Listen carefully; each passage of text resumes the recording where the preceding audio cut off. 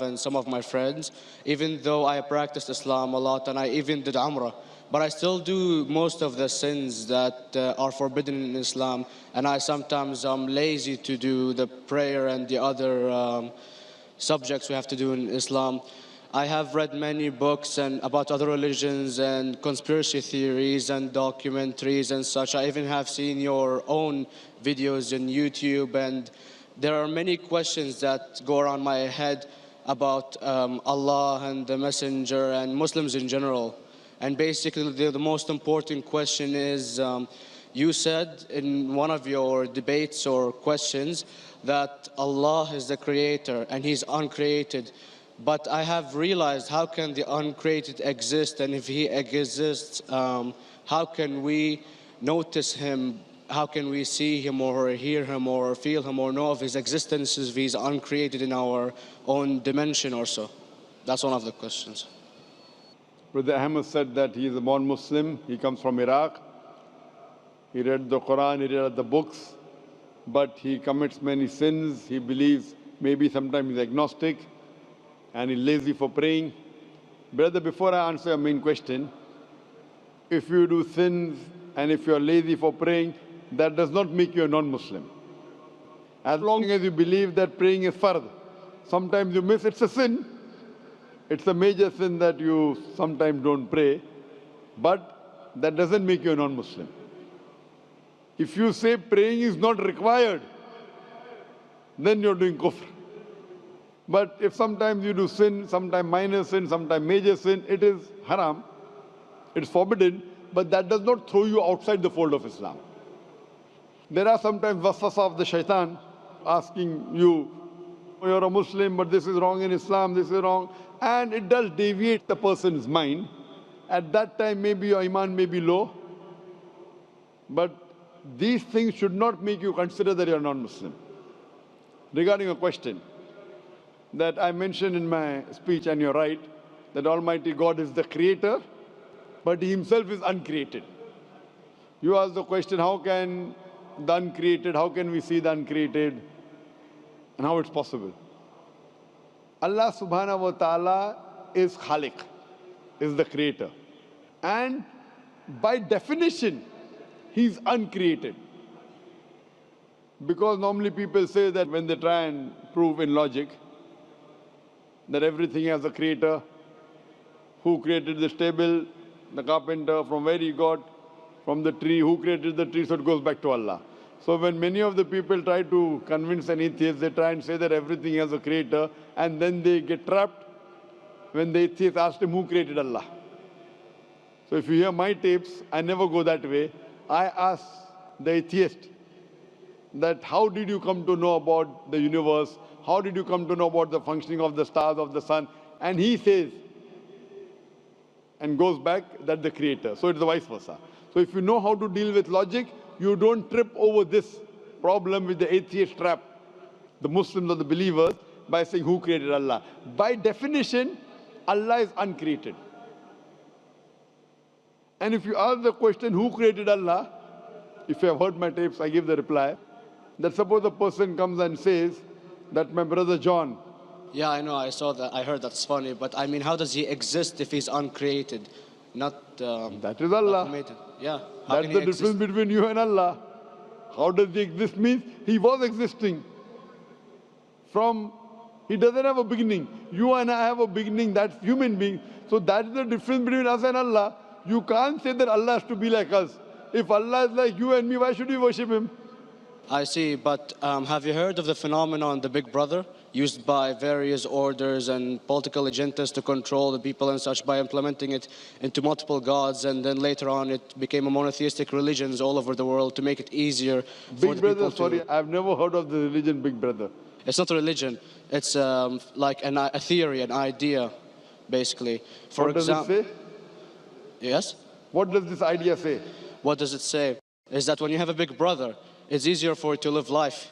When you have someone watching you the whole time, understanding you the whole time, protecting you the whole time, being with you the whole time, and you can talk to him, although he never talks to you back, maybe in your dreams, due to your mind and such, it's easier for you to live.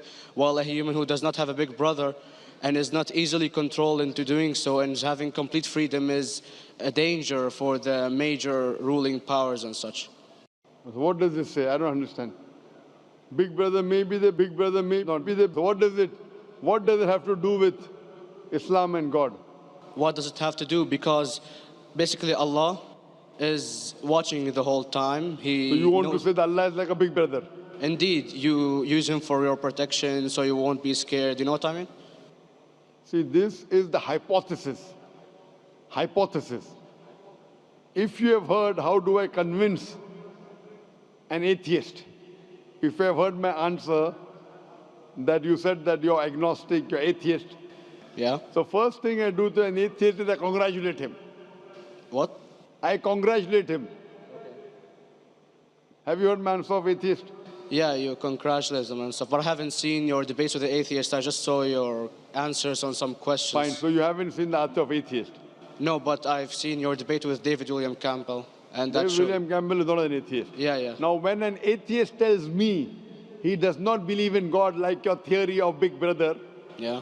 and if you believe in that theory, I will ask you, first thing I do to the atheist, I congratulate him. You know why?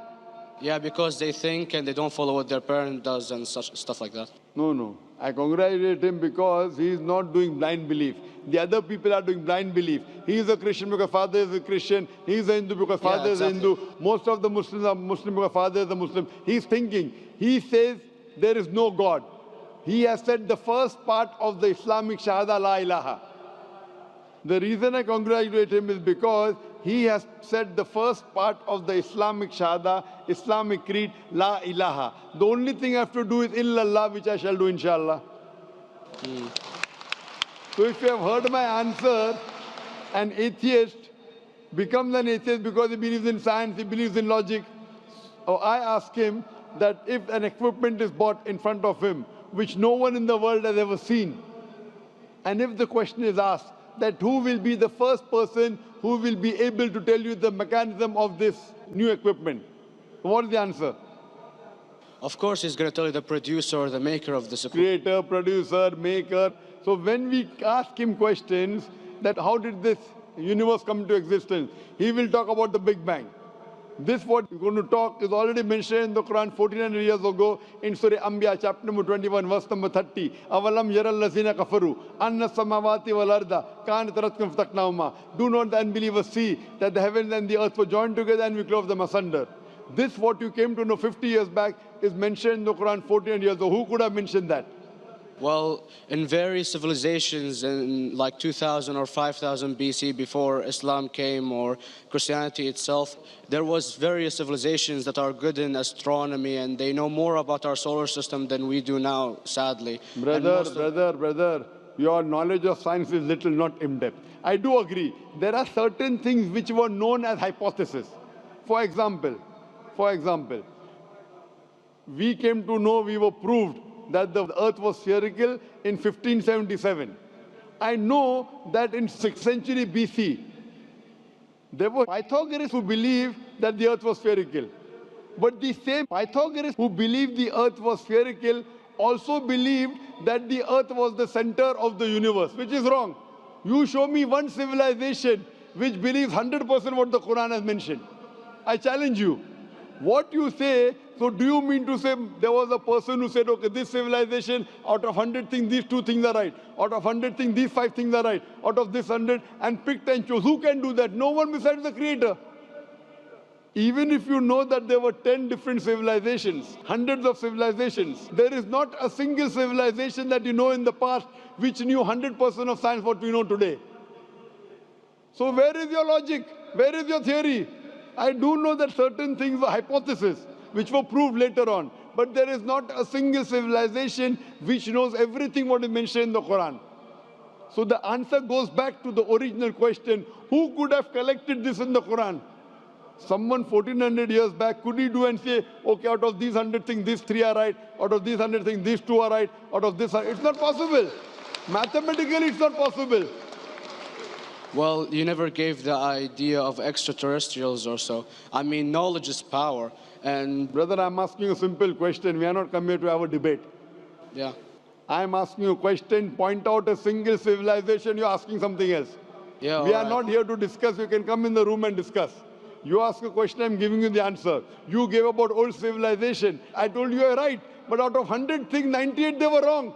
So I'm asking you, who could have mentioned this in the Quran? You're talking something else now. Yeah, well, I'm I'm asking telling you a simple question, 2 plus 2 equal how much? You are saying, I'm telling you 3 multiplied by 3 is how much? I'm asking a name, you're telling that where do you live? I'm you're, asking a simple question, name me a single civilization which has everything what was mentioned in the Quran. Do you know of any or not? Yes or no? well, not everything, of course. Even not 10%. Why? Babylon knows of most of the planets and such. Planet is not the only thing mentioned in the Quran. There are Of course. 1,000 things mentioned in the Quran. To say what 1,000 things are mentioned in the Quran, 10% would be equal to 100 things. Did Babylonian civilization knew about 100 things mentioned in the Quran? No, because they You don't have the cannot. IQ They level knew of that 5 time. or 6 things. In percentage wise, very small. Of So course. who can be the author of the Quran besides the creator to know what is right, what is wrong?